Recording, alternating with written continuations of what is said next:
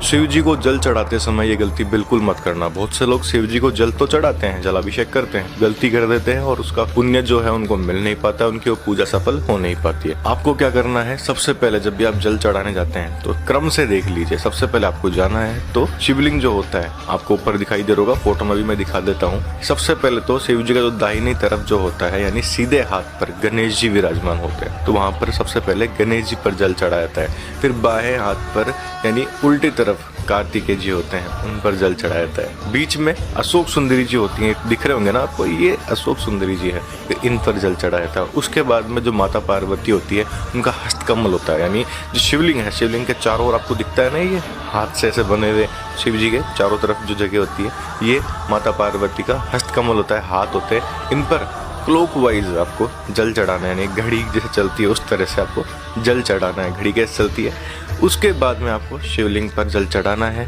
उसके बाद में जो नाग देवता वासुकी है उन पर आपको जल चढ़ाना है।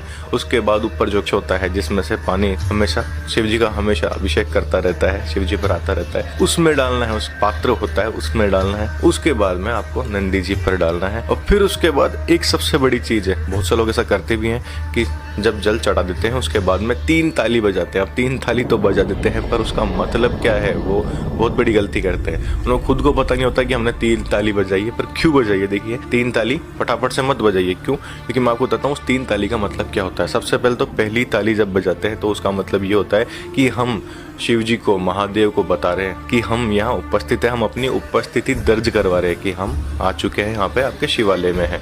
दूसरी ताली जो हम बजाते हैं वो इसलिए बजाते हैं कि हे महादेव, हम तो नादान हैं, पता नहीं क्या क्या मांग लेते हैं, पर जो हमने मांगा है उसमें से जो सही हो, आप जानते हैं क्या सही है क्या गलत है, वो आप हमें दीजिए, जो हमारे लिए अच्छा है हमारे लिए। क्योंकि कई बार हम ऐसी चीज़ भी मांग लेते हैं जो हमारे लिए ही गलत होती है।